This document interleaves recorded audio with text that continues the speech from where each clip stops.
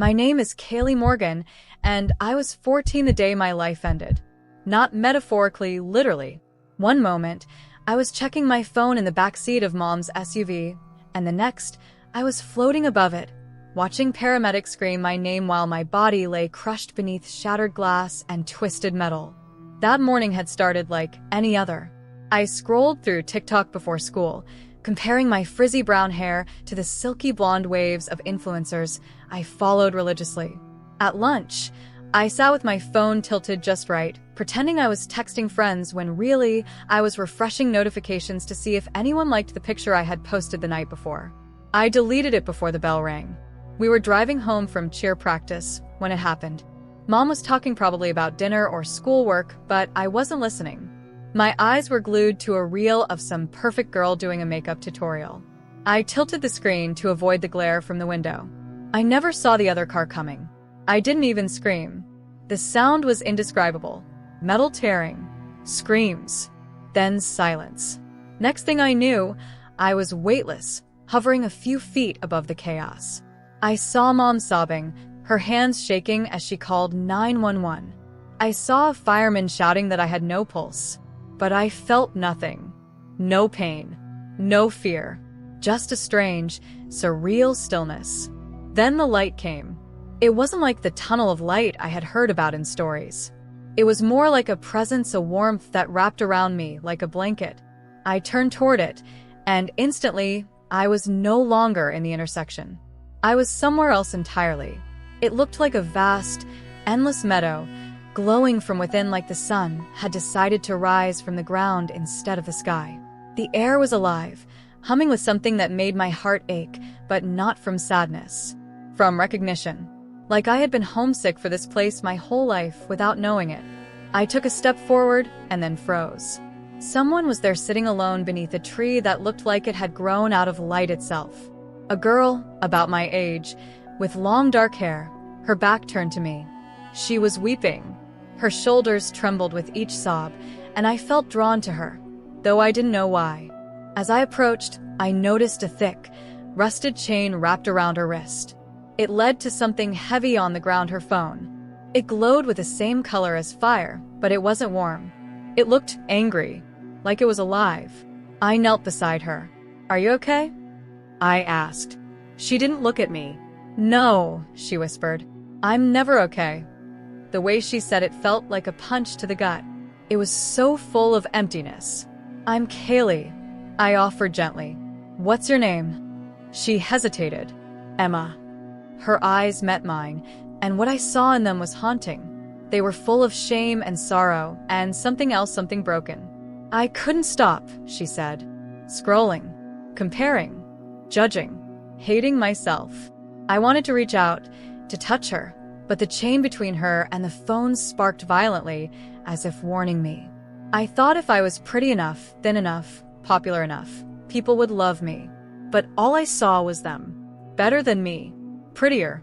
Happier. Worth more. Tears welled in my eyes. Not just for her, but for me too. I had felt those same things. Countless times. Before I could respond, a new presence arrived brighter than anything I had seen yet. I turned, shielding my eyes, and then I knew. It was him. Jesus. He didn't speak with words at first. His gaze met mine, and suddenly, everything inside me was laid bare, every insecurity, every moment I'd hidden my true self for likes and approval. But there was no judgment in his eyes. Only love. Pure. Unshakable. Unconditional. "Kaylee," he finally said, and his voice was like music and thunder and peace, all at once. "Do you know why you're here?" I shook my head, trembling. He looked toward Emma, still shackled to the glowing phone. "Many of my children are bound like her.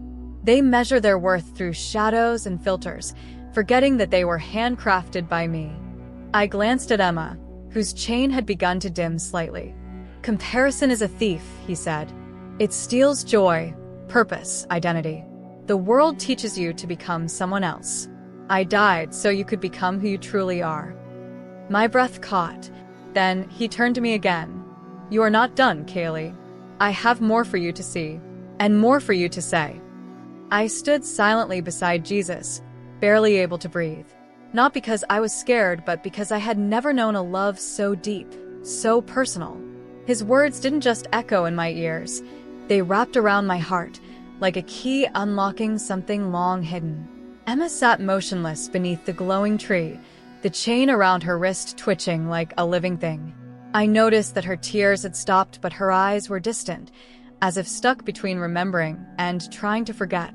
"Can't she break free?" I whispered. Jesus looked at me with sorrow in his eyes. "She could, but she doesn't believe she deserves to. The world has convinced her that her worth is borrowed from likes, comments, filters, and strangers' approval." I clenched my fists. "But that's not true." He nodded. "No, it's not. But when lies are repeated often enough, they feel like truth." As he spoke, the sky above us shifted. The golden horizon darkened to a muted gray, and I found myself standing in a different place, a room that looked like a high school hallway but stretched endlessly in both directions. Fluorescent lights flickered above, and lockers lined the walls like steel cages. Screens hung from the ceiling, one every few steps, each one playing a different loop. On one, a girl stared at her reflection in the mirror, crying while holding a makeup brush. On another, a boy posted a selfie, only to delete it seconds later. A third showed a group of teens laughing together, but one sat alone, scrolling quietly in the background unnoticed. Each screen carried whispers just barely audible. Not enough. Too fat. Too dark. Too plain. No one cares. I could barely stand the sound of it. I covered my ears, but the words sank into me anyway. They were like poison. Familiar poison. Jesus placed his hand on my shoulder, and the whispers ceased. "These are the voices the world amplifies," he said. "But my voice, it's often ignored." I looked up at him, desperate. "Why?" "Because it doesn't shout," he replied. "It whispers, and it waits, and it tells the truth. But truth is uncomfortable, and real love doesn't always feel like the quick fix people crave." Then one of the screens flickered and showed me. I was lying on my bed, eyes puffy from crying, deleting my own post. I had thought no one noticed, but there it was. Captured. Remembered. I gasped. "I saw you," Jesus said gently. "Not just then. Always." I wanted to crumble into the floor. I wanted to disappear from shame, but I couldn't. Not here. His presence wouldn't let me hide. Instead, it lifted my chin. "I created you to shine, Kaylee. But not through your screen. Not for applause. Not for comparison. You were made for truth." I don't even know who I am anymore," I admitted, barely able to speak. "You are mine," he said, "and I am giving you something to take back with you." I blinked. Back. He turned, and before I could ask another question, we were back beneath the glowing tree. Emma still sat there, her chain now dull, though still attached. Jesus knelt before her and placed his hand over hers. "Emma," he whispered, "you are not what they said you were. You are not the sum of their scrolling. You are seen. You are enough." The chain shattered. The phone fell to the ground and turned to dust. Emma gasped and fell into his arms, sobbing. But this time with relief. She glowed faintly, like she was being stitched back together by light. I stared, awestruck. "Is she going to heaven?" Jesus smiled. "She's not ready yet, but she's no longer bound." He turned to me. "And now, Kaylee, it's your turn." I felt a strange pull in my chest, like a magnet had snapped to life inside me. "Wait," I cried. "What do I do with all of this?" He stepped closer. "You speak. You write. You tell them what you saw, that the endless scroll is not life. That comparison is a lie, that they are more than pixels and filters and numbers." He leaned in, and I felt his breath on my face, warm and kind. "Tell them they are loved," he whispered, "because they've forgotten." And just like that, the light disappeared. I woke up to the sound of beeping, sharp, repetitive, and cold. My eyelids felt like bricks, but I forced them open. Fluorescent lights, a dull white ceiling, the smell of antiseptic. I was in a hospital. There was a tube in my nose, something strapped to my chest, and machines surrounding me. But more than that, there was a weight, a knowing that something in me had changed forever. Mom was there, asleep in a chair beside my bed, clutching a crumpled tissue. Her hair was messy, and her makeup had smeared beneath her eyes, but she looked peaceful for the first time in what must have been days. I blinked slowly, trying to make sense of everything. The accident. Emma. Jesus. The chain. The truth. I wasn't dead anymore. But I wasn't the same girl I had been before either. A nurse noticed I was awake and rushed to get the doctor.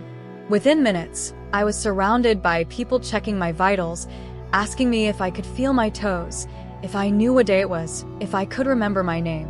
I answered them all numbly, while my mind stayed locked in that other place. When they let Mom back in, she burst into tears and hugged me gently, whispering, "Thank you, God, thank you." I whispered back, "He heard you." She froze. "What?" I looked at her and managed a weak smile. "I'll tell you everything, but not yet." It took 3 days before I was strong enough to speak more than a few words, and even then, the doctors told me I'd suffered a traumatic brain injury. They were stunned by my recovery. "Miraculous," one of them said. I didn't argue, but the hardest part wasn't the physical healing, it was going back online. I remember the first time I turned on my phone after the accident. The screen lit up with missed messages, worried posts, comments from classmates and old friends. "You okay, girl? Praying for you. Glad you're alive." That was wild. I scrolled through them, my thumb hovering over the screen like it didn't belong to me. The glow of it felt different now. Less inviting. More dangerous. I tapped on Instagram. The same perfect faces. The same selfies. The same pressure to keep up. But I didn't feel the need to anymore.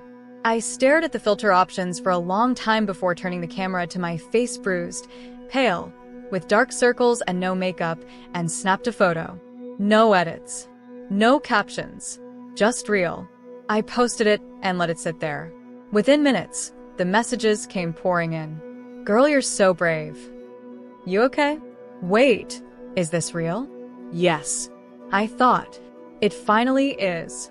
The next day at school, I asked the principal if I could speak in assembly. They gave me 5 minutes. I used 10. I stood in front of the student body, legs shaking, heart pounding, and told them about the accident. About Emma. About the chains. About Jesus. I didn't try to make it sound fancy. I didn't quote verses or preach. I just told the truth. My truth. "There's a voice out there louder than likes," I said. "But you have to be quiet long enough to hear it. And when you do, it'll change everything." A few people rolled their eyes, but some, especially the ones sitting alone in the back, listened. I could feel it. Afterward, a girl I didn't know came up to me and said, "I thought I was the only one who felt that way about my phone. Like it was a trap." I nodded. "You're not." That night, I got dozens of DMs from students, some popular, some invisible, thanking me, asking questions, telling me things they'd never said out loud. And I knew this was why I came back. Not to be famous, not to get followers, but to remind others that they were never meant to live in a filtered fog of comparison and shame. I deleted all my accounts a week later. Instead, I started writing. I spoke at youth groups. I volunteered at crisis centers for teens with depression and anxiety. I told Emma's story and mine, again and again. And every time someone cried, every time someone said, I needed to hear that. Because Jesus had been right. The world had forgotten how to love itself. A year has passed since my accident. I'm 15 now. And I still limp a little when I walk, my left leg never fully healed. There are scars on my neck from the surgery. I can't raise my left arm above my shoulder without wincing. Some nights, I wake up gasping from dreams that feel too real. But I wouldn't undo it. Not a single second of it. People sometimes ask me, how do you know it wasn't just a dream? Just your brain reacting to trauma? I always smile gently and say, because I didn't just see something. I became someone different. Dreams don't do that. I still think about Emma sometimes. I don't know if she was a real girl or a reflection of me, or maybe both. but I pray for her, for the countless MS out there, boys and girls, teens and adults chained to screens, scrolling their way into silent despair, looking for validation in a mirror that was never meant to define them. I've seen too much now to stay silent. I speak at churches and schools every chance I get. I sit with parents who are terrified their kids are slipping away behind their phones. I talk to counselors who tell me this generation is drowning in digital perfectionism, comparing their real lives to everyone else's highlight reels. I always tell them the same thing. The truth is louder than the scroll. You just have to stop and listen. Not long ago, I received a letter in the mail. No return address. Just my name written in neat cursive on the envelope. Inside was a printed photo. A young girl, about my age, sitting under a tree that glowed with soft golden light. She was smiling peaceful. Free. Attached was a small note that read, "You helped break my chain. Thank you." E. I held it to my chest and cried. I'll never know for sure how that letter came to me, or who exactly sent it, but I didn't need proof. I already knew the truth. That girl Emma, or someone like her, was finding her way home, just like I had. Because Jesus didn't bring me back, so I could keep chasing attention. He brought me back, so I could wake others up. So now I write, I speak, I love. And every single time I pick up a phone, I ask myself one question. Is this pulling me closer to who I really am, or farther away?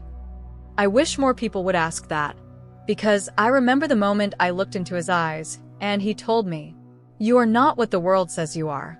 You are mine." And when you know that the chains start to fall, you don't need 1,000 likes. You don't need to be perfect. You just need to be real. And in that realness in him, you'll find a love no algorithm could ever offer.